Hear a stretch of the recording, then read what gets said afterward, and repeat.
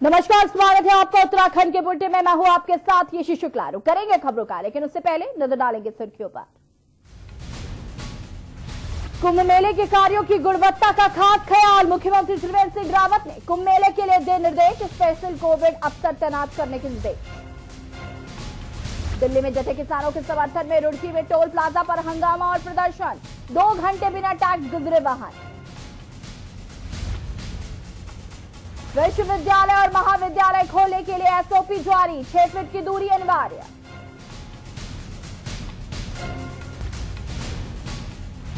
जोईवाला में सड़क बनाने के बाद बड़ी लापरवाही। लोगों ने सीएम से लगाई सड़क की डामरीकरण की गुहार। उड़ रही धूल मिट्टी से लोग पड़ रहे बीमार। और उत्तराखंड में बदला मौसम का मिजाज। उत्तराखंड के कई जिलों में भारी बर्फबारी। चारधाम सहित ऊंची चोटियां बर्फ की आगोश। उत्तराखंड में बदला मौसम का मिजाज। पर्यटकों के चेहरों पर दिखी खुशी। गढ़वाल के कई क्षेत्रों में जुताई बर्फबारी की संभावना। आप देख रहे हैं के न्यूज, खबरों का सारथी। और अब बढ़ेंगे खबरों में। कैबिनेट मंत्री मदन कौशिक ने आज भाजपा के प्रदेश मुख्यालय में नए कृषि कानूनों को लेकर प्रेस कॉन्फ्रेंस की। इस दौरान मदन कौशिक ने कहा कि केंद्र सरकार किसानों की आय को दोगुना करने और उनके हित के लिए कृषि सुधार कानून लेकर आई है। 2014 से पहले कांग्रेस और अन्य विपक्षी दल इन कानूनों के पक्ष में थे, लेकिन अब वो केवल विरोध के लिए इन कानूनों का विरोध कर रहे हैं। विपक्ष देश के अन्नदाता को बरगलाने का काम कर रहा है। नए कृषि कानूनों का विरोध केवल 2-3 राज्यों में हो रहा है। मदन कौशिक ने कहा कि उपज की कीमत करार से पहले ही तय हो जाएगी और किसान अपना करार कभी खत्म कर सकता है, लेकिन फसल खरीदने वाला अगर करार खत्म करता है तो उसको हर्जाना देना होगा। लेकिन नए कानूनों से ना जमीन को खतरा है और ना एमएसपी खत्म होगी और मंडी व्यवस्था भी खत्म नहीं होगी। इन कानूनों से किसान को किसी भी जगह फसल बेचने की स्वतंत्रता होगी। किसान सभी पाबंदियों से मुक्त हो जाएंगे। मदन कौशिक ने कहा कि भारत सरकार ने कृषि विभाग का बजट 6 साल में 6 गुना बढ़ाया। देहरादून जिले के महानगर के किसान मोर्चा के अध्यक्ष दारमा घाटी के उच्च हिमालयी क्षेत्रों में गणेश दुग्ताल व उनकी टीम द्वारा पंचाचूली की गब्बे रिज की चोटी, जिसकी लंबाई 4120 मीटर है, उस पर चढ़कर भारत का तिरंगा फहराया गया। बता दें कि ये दल 7 दिसंबर को पर्वतारोहण के लिए गया था, जिसने गब्बे रिज की चोटी में चढ़कर ये मुकाम हासिल किया। गणेश दुग्ताल व उनकी टीम के द्वारा 3 दिन में यह मुकाम हासिल कर धारचूला पहुंचे। इस समय दारमा घाटी के पंचाचूली व अन्य स्थानों में लगातार बर्फबारी के चलते यात्रा में कठिनाई हो रही है। वहीं इनका साहस व जज्बा देखते ही बन रहा है।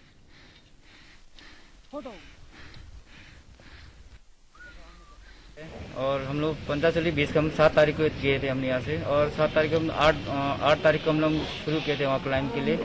तो गब्बी रिज में हम गए थे। उसके बाद वहाँ 4 से 5 फीट बर्फ थे, बर्फ भी बहुत ज़्यादा था।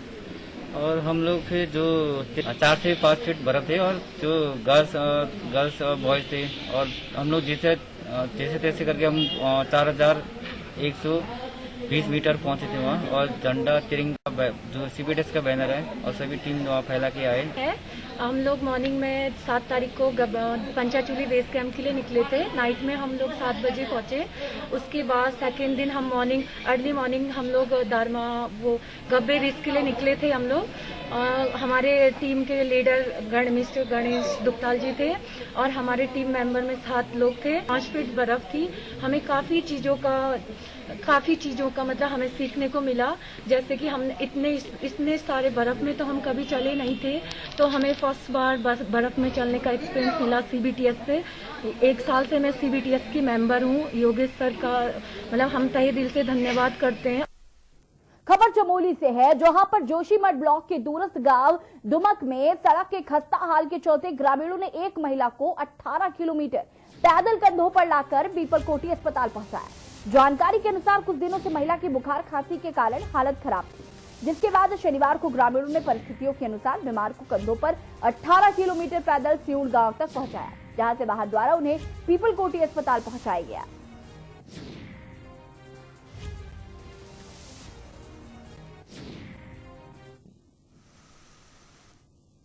मंगलौर के गुरुकुल नार्सन में स्थित कपड़ों के जूतों की दुकान में चोरी का खुलासा मंगलौर पुलिस ने किया। पुलिस ने 2 आरोपियों को भी गिरफ्तार कर लिया। वहीं 2 आरोपी अभी भी फरार है। पुलिस ने चोरी किए गए लाखों रुपए के कपड़े जूते बरामद कर लिए हैं। आपको बता दें कि बंगलौर के गुरुकुल नार्सन स्थित कपड़े जूते दुकान पर चोरी हो गई थी, जिस कोतवाली मंगलौर में मुकदमा पंजीकृत किया गया था। मुखबिर की सूचना पर अमित नामक युवक से हिरासत में लेकर पूछताछ की गई तो अमित के द्वारा बताया गया कि मोहित नामक युवक ने मेरे सामने दुकान खोल दी थी, तब से मेरी दुकानदारी कम हो गई थी, जिस कारण मोहित की दुकान में चोरी कर उसे बर्बाद करने की योजना बनाई गई और उसकी दुकान से कपड़े जूते चोरी किए गए। पकड़े गए दोनों आरोपी उत्तर प्रदेश के हैं, उनका आपराधिक रिकॉर्ड भी खंगाला जा रहा है। मौसी के घर से बरामद किए अमित द्वारा बेचे गए चोरी के बावजूद मंसूर निवासी को मोहित कुमार निवासी पुरकाजी, हाल दुकानदार कस्बा गुरुकुल नार्सन ने कोतवाली बंगलौर में आकर तहरीर दी कि उसकी कपड़ों की दुकान से शटर तोड़कर चोरी कर ली गई है। इस संबंध में अंतर्गत धारा 457, 380 आईपीसी अभियोग पंजीकृत कर एएसपी मंगलौर के नेतृत्व में टीम गठित की गई। उक्त टीम के द्वारा ठोस सुराग रसी पता रसी करते हुए इस संबंध में लगभग 100% बरामदगी सुनिश्चित की गई है और उक्त घटना में संलिप्त 2 अभियुक्तों को गिरफ्तार किया गया है। नैनीताल हाईकोर्ट ने नैनीताल और मसूरी आने वाले पर्यटकों की कोरोना जांच कराने के आदेश के बाद पर्यटक व्यवसायी मायूस नजर आने लगे हैं। बता दें कि नववर्ष व क्रिसमस के समय भारी संख्या में पर्यटक घूमने आते हैं, जिससे कि कोरोना का खतरा बढ़ सकता है। इसलिए एहतियात के तौर पर पर्यटकों का कोरोना टेस्ट कराने का आदेश दिया गया है। वहीं होटल एसोसिएशन के अध्यक्ष दिनेश शाह ने कहा कि इस आदेश की मार से पर्यटन व्यवसाय ठप पड़ चुका है और होटल व्यवसाय पर इसका बहुत बुरा असर पड़ रहा है। देखिए, अभी नया साल भी आने वाला है, क्रिसमस भी आने वाला है, होटल वाले बड़ी उम्मीद में बैठे हैं। लेकिन जो कोरोना दिल्ली में बढ़ रहा है, जो किसान आंदोलन हो रहा है, उससे तो काफी फर्क पड़ने वाला है। अभी आज की हालत ये कि थोड़ी बहुत इंक्वायरी क्रिसमस के लिए है और नए साल के लिए तो अभी इंक्वायरी नहीं के बराबर है। और जहां तक ये अब टेस्ट वाली बात आ गई है, तो देखिए टेस्ट अगर होते हैं, अगर बकायदा सैंपल लिए जाते हैं, हर एक का लिया जाता है, तो इसका बहुत व्यापक फर्क दूसरे पर पड़ जाएगा।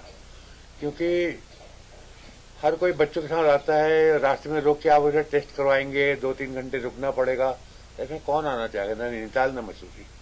तो इससे थोड़ी बहुत हमें उम्मीदें थी। अब लगता है कि अगर ये टेस्ट वाली है जो ऑर्डर हुए हैं, इससे तो बहुत फर्क पड़ जाएगा हमारे व्यापार में।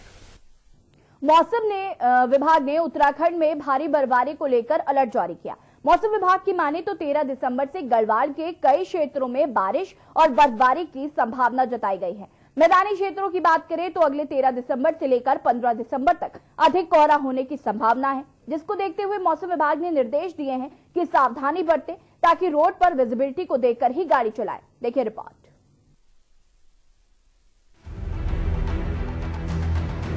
उत्तराखंड में एक बार फिर मौसम ने करवट बदली है। केदारनाथ, यमुनोत्री, गंगोत्री समेत ऊंचाई वाले कई इलाकों ने बर्फ की सफेद चादर ओढ़ ली है। वहीं राजधानी देहरादून समेत कई क्षेत्रों में तेज गर्जना के साथ रात से ही बारिश हो रही है। इसमें भी गिरावट दर्ज की गई है। औली में बर्फबारी गिरना स्टार्ट हो चुका है। सुबह से यहाँ पे काफी बर्फ गिर रही है और जो लोग यहाँ पे पर्यटक लोग आए हैं काफी खुश नजर आ रहे हैं। बर्फबारी देख के स्नोफॉल देखने को उनको मिल रहा है। 2-3 इंच से ऊपर यहाँ पे बर्फ मिल गई है और हम लोग जैसे पर्यटन व्यवसायी लोग से जुड़े लोग हैं, हम लोगों को भी काफी आशा है कि इस बर्फबारी के बाद हमें और अच्छा काम करने को मिलेगा। यहाँ पे क्षेत्र जो हमारा है ग्राम पंचायत जो सुखी भलगा, हमारे क्षेत्र में मौसम जो बर्फबारी हुई, मौसम की जो पहली बर्फबारी है, काफी किसानों के चेहरों पे खुशहाली छाई हुई है और हमारे उत्तराखंड में बर्फबारी होने से काफी जो किसान भाइयों के लिए फायदेमंद होती है। बर्फबारी की जहां तक बात है तो 3000 मीटर या उससे अधिक ऊंचाई वाले जो क्षेत्र होंगे वहां पे बर्फबारी मिलेगी, हल्की बर्फबारी मिलेगी।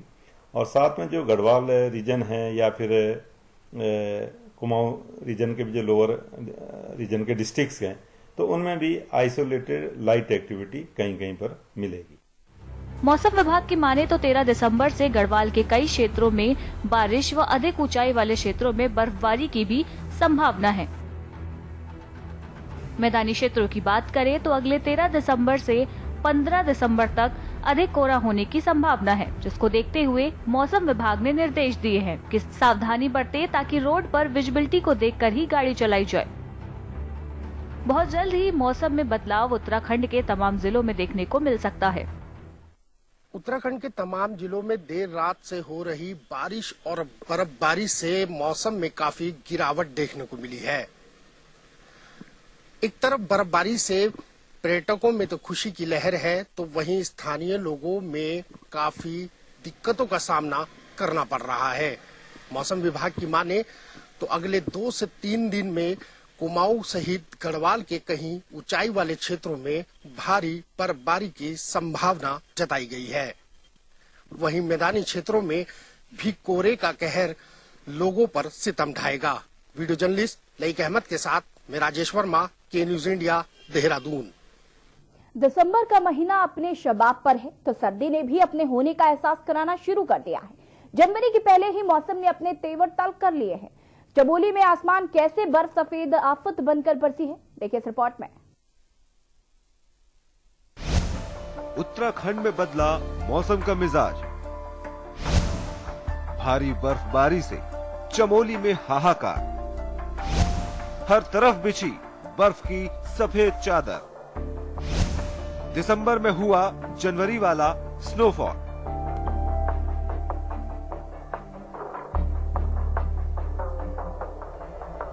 जहां तक आपकी नजर जाएगी आपको हर तरफ बर्फ ही बर्फ नजर आएगी।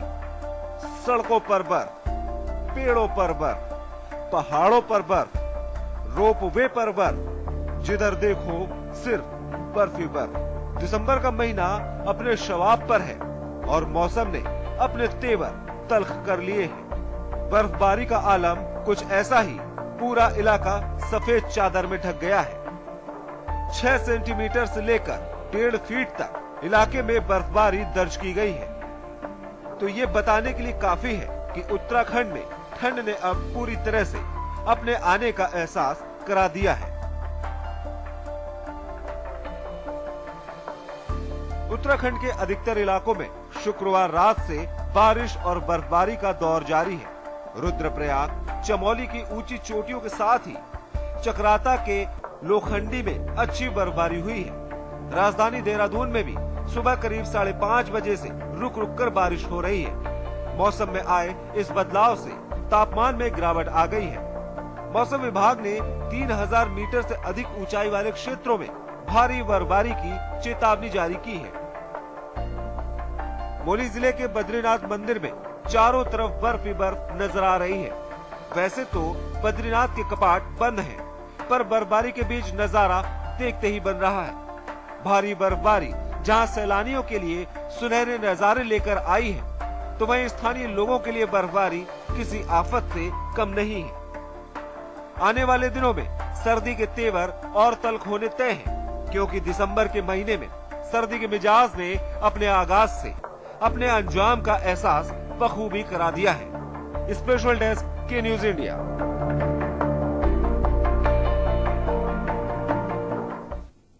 रुद्रप्रयाग जिले के ऊंचाई वाले इलाकों में बर्फबारी और मैदानी क्षेत्रों में सुबह से बारिश हो रही है। उच्च हिमालय की चोटियारी और हिमपात से जहां एक और जनजीवन अस्त व्यस्त हो गया है, तो वहीं ठंड का प्रकोप भी बढ़ने लगा है। तापमान में काफी गिरावट दर्ज की गई है। ठंड बढ़ने से लोग घरों में दुबके हुए हैं। केदार घाटी के हिमालयी क्षेत्र केदारनाथ, तुंगनाथ, चोपता, दुगलबिट्टा, चंद्रशिला, बदमहेश्वर घाटी में बारिश के साथ ही बर्फबारी हो रही है, जबकि निचले इलाकों में तेज हवाएं और शीतलहर चल रही है। यह बरसात की पहली बारिश है और जनता में इसमें खुशी की लहर है। किसानों के लिए यह बहुत ही उपयोगी है और किसान आज से अपने जो निराई गुराई जो भी कार्य करना हो या विशेषकर जो रोपाई और नए वृक्षों को लगाना, नए पेड़ों को लगाने के लिए बहुत उपयोगी होगी। बहुत अच्छी बारिश है और पहाड़ में बोलते हैं कि ये सोना बरस रहा है। निश्चित ही यह फसल के लिए बहुत अच्छी बारिश है। साथ ही जो धूल धक्कड़ से मौसम और जो कोविड का जो असर है उस पर भी इसका फर्क पड़ेगा, क्योंकि जो खांसी जुकाम सीजनली खांसी जुकाम होता है उसमें भी इसका प्रभाव इस बारिश से प्रभाव कम होगा, क्योंकि सूखी ठंड से मौसम में और साथ में छोटे बच्चों के लिए और स्वास्थ्य के बीमार लोगों के लिए ये बारिश बहुत ही लाभप्रद होगी। ठंड बढ़ने के साथ ही उधम सिंह नगर जिला सहित पूरा तराई क्षेत्र कोहरे की चपेट में है। पिछले 2-3 दिन से खटीमा सहित तराई क्षेत्र में कोहरा लगने के चलते सड़कों में वाहन भी लाइट जलाकर ही चल रहे। तो वहीं नगर पालिका क्षेत्र में प्रशासन ने लोगों को ठंड में राहत देने के लिए अलाव की व्यवस्था नहीं की। खासकर ठेला फल लगाकर रोजगार कर रहे व्यवसायी सर्दी की चपेट में आ रहे। प्रशासन से अलाव जलाने की मांग कर रहे। वहीं प्रशासन का कहना है कि उनके द्वारा नगर ग्रामीण क्षेत्र में अलाव जलाने के लिए लकड़ी की व्यवस्था और जरूरतमंद लोगों के लिए कंबल बांटने की व्यवस्था की जा रही।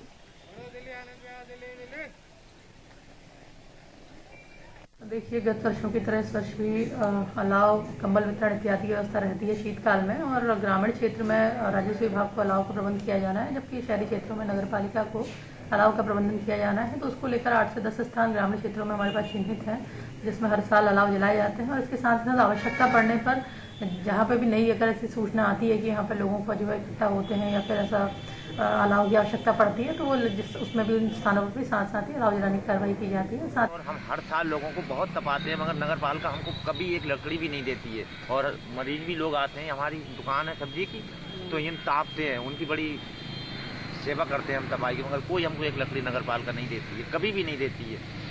ठंड बढ़ गई, और ठंड काफी बढ़ गई है। फिलहाल यहाँ पर वक्त हो गया एक छोटे से ब्रेक का, जल्द हाजिर होंगे।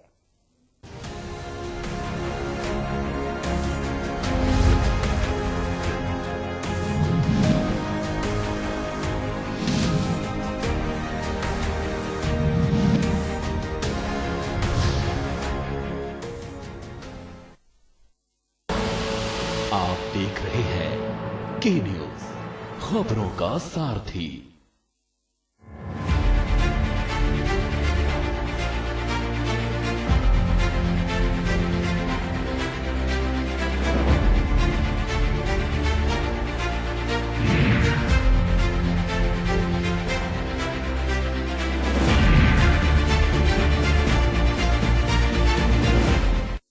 और खुशबू में झूम के भाई लेके आए गोल्डी मसाले, खुशबू और स्वाद ऐसा तो रिश्तों में गुस्सा कैसा। खुदी को आजमाया है तो ये अंदाज आया है, खुदी को आजमाया है तो ये अंदाज आया है। तुम में भी मैं हूँ, शुद्ध प्लस पान मसाला।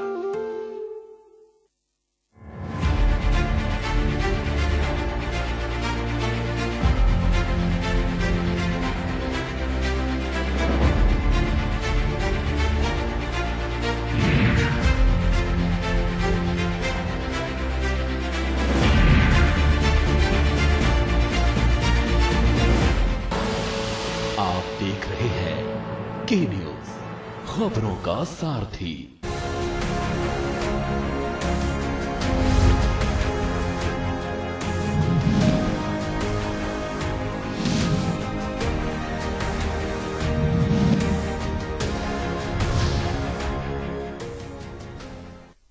ब्रेक के बाद एक बार फिर से आप सभी का स्वागत है। सरोवर नगरी नैनीताल में अब धीरे धीरे ठंड का प्रकोप बढ़ता जा रहा है। सुबह से ही आसमान पर घने बादलों ने डेरा डाल लिया है। हल्की बूंदाबांदी की हवाओं ने ठंड बढ़ा दी है। बढ़ती ठंड के चलते आम स्थानीय नागरिकों सहित पर्यटकों को ठंड से बचाव के लिए सुबह से ही गर्म कपड़े पहनने पर मजबूर होना पड़ रहा है। वहीं मल्लीताल पंत पार्क में लगने वाली प्रसिद्ध फल बाजार में गर्म कपड़ों के स्टॉल सजने लगे हैं, जिसकी स्थानीय लोगों के साथ साथ पर्यटकों द्वारा भी जमकर खरीदारी की जा रही है। दिल्ली से आए हैं, सुना था और न्यूज में भी आया था कि बर्फ होगी, लेकिन यहाँ तो कोई बर्फ नहीं है। और दिल्ली में मुझे लगता है ज्यादा ठंड है, यहाँ पे इतनी ठंड भी नहीं है। वहाँ बहुत ठंड थी, वहाँ 2.4 था और यहाँ 3-4 टेम्परेचर। ऐसा लगता है कि अब दिल्ली ज्यादा है, वो बन गया है हिल स्टेशन यहाँ से ज्यादा। काफी इंतजार है और मैं थोड़ा एंजॉय करने, बर्फ एंजॉय करने आए थे। न्यूज वगैरह में यही आ रहा था कि बर्फ होगी यहाँ पे, उसी का इंतजार है, हो जाएगा, एंजॉय करेंगे। एंजॉय तो अच्छा कर रहे हैं हम, लेकिन ठंड इतनी नहीं है। ठंड ठीक है, घूम सकते हैं आराम से। 2-3 डिग्री टेम्परेचर है। आज बारिश भी हुई थी यहाँ पर, तो अच्छा लग रहा है। देहरादून में झमाझम बारिश के बीच भारतीय सैन्य अकादमी में पासिंग आउट परेड का आयोजन किया गया। भारतीय सैन्य अकादमी में अंतिम पग भरते ही 325 नौजवान भारतीय सेना का हिस्सा बन गए। इसके साथ ही 70 विदेशी कैडेट भी पास आउट हुए। भारत माता तेरी कसम तेरे रक्षक बनेंगे हम आईएमए गीत पर कदम ताल करते हुए जेंटलमैन कैडेट ड्रिल स्क्वायर पर पहुंचे। लोगों ने खड़े होकर उनका स्वागत किया। सुबह 8:45 पर मार्कस कॉल के साथ परेड का आगाज हुआ, जहां उपसेना प्रमुख जनरल एसके सैनी ने परेड की सलामी ली।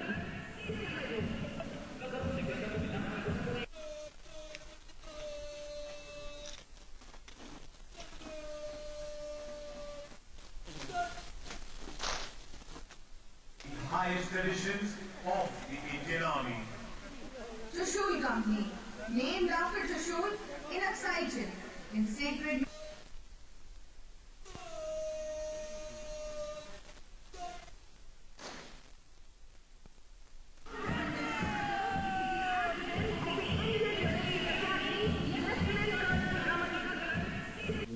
As bioweapons. As far as our training methodology and the syllabi are concerned, they are continuously revised to incorporate the changes which take place in the nature of correction and the character of warfare, and therefore it's a continuous process, and the training is accordingly modified. Dilwara विधानसभा के पहाड़ी क्षेत्र भोगपुर में सिंचाई विभाग के guest house तक जाने वाली भोगपुर इटारना की मुख्य सड़क पिछले 1 साल से बेहद खराब हालत में है, जिससे क्षेत्र के लोगों को भारी परेशानियों का सामना करना पड़ रहा। सिंचाई विभाग ने 600 मीटर लंबी इस सड़क का नवीनीकरण कर चौड़ीकरण तो कर दिया, लेकिन पिछले 1 साल में डामरीकरण न होने से लोगों को भारी परेशानियों का सामना करना पड़ रहा है। सिंचाई विभाग के द्वारा बनाई जा रही सड़क भोगपुर से सिंचाई विभाग के बंगले तक कुल 600 मीटर का ये रास्ता बनना है, लेकिन कार्यकारी संस्था द्वारा सड़क का डामरीकरण नहीं किए जाने से लोग बेहद नाराज हैं और शासन प्रशासन से गुहार लगा रहे हैं और कह रहे हैं कि इस जी का जंजाल बन चुकी सड़क का डामरीकरण अतिशीघ्र किया जाए। डामरीकरण न होने से सड़क पर चलने वाले वाहन से उड़ रही धूल मिट्टी से लोग बीमार भी होने लगे हैं, जबकि 2 व्हीलर वाले कई बार इस खस्ता हाल सड़क पर गिरकर चोटिल भी हो चुके हैं। तो कई साल हो चुके हैं, पर 1 साल से ज्यादा परेशान है। तो क्या बता रहे हैं, क्यों नहीं बन रही सड़क? कुछ बताया किसने? बोलते रहे कि मेटल पड़ गया, अब देखो कि पाइपलाइन उखड़ेगी पुरानी वाली और नई वाली में पानी चालू हो जाएगा तो रोड बढ़नी शुरू हो जाएगी। अब बोलते बोलते 1 साल तो ये बीत गया। कितनी परेशानी हो रही है? बहुत परेशानी हो रही भैया, कुछ पूछो ना। हम तो कई बार बच्चों को उठाते हैं जो गिरते हैं, उठाने भी पड़ते हैं, बताओ चोट लगती है बच्चों के। पिछले कुछ 1 सालों से ये रोड ऐसी पड़ी है और जो सिंचाई विभाग के कर्मचारी हैं वो बार बार इसमें काम करते हैं, फिर कुछ दिन के लिए छोड़ देते हैं। और एक पाइप ये है यहाँ पे, ये खुला छोड़ दिया है और इसमें आने जाने वाले मोटरसाइकिल वाले 2 व्हीलर के लिए बहुत बड़ी दिक्कत है। कई बार आदमी यहाँ पे नीचे गिरे हैं, क्योंकि जैसे आदमी चलता है ध्यान तो देता नहीं कि पाइप है बीच में और नीचे गिर जाता है इसमें। तो इन्होंने ऐसे छोड़ रखा है पिछले कुछ दिनों से और 1 साल से इसमें काम चल रहा है, लेकिन अभी तक कार्य पूरा भी नहीं हुआ। अभी प्रांतीय उद्योग व्यापार मंडल के चुनावों को लेकर नगर में पहुंचे जिला अध्यक्ष राजकुमार भुड्डी ने आवश्यक बैठक आहूत कर व्यापार मंडल की नगर इकाई के आगामी चुनावों को लेकर व्यापक स्तर पर विचार विमर्श किया। इस दौरान 15 दिसंबर से 25 दिसंबर तक सदस्यता अभियान चलाकर व्यापार मंडल के सदस्य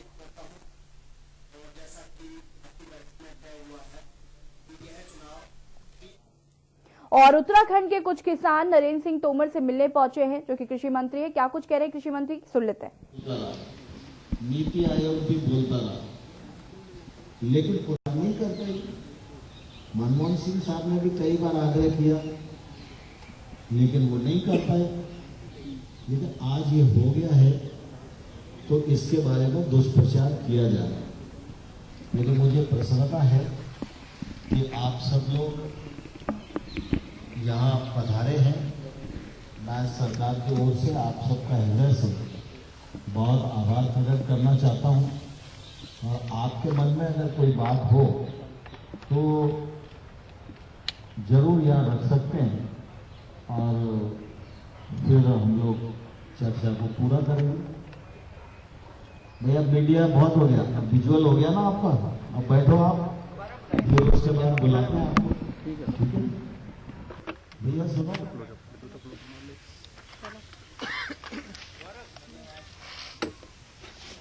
सभी को धन्यवाद है। अभी इन लोगों से बात करना हो तो। और उत्तराखंड के बुलेटिन में फिलहाल इतना ही। देखते रहिए के न्यूज़ इंडिया। नमस्कार।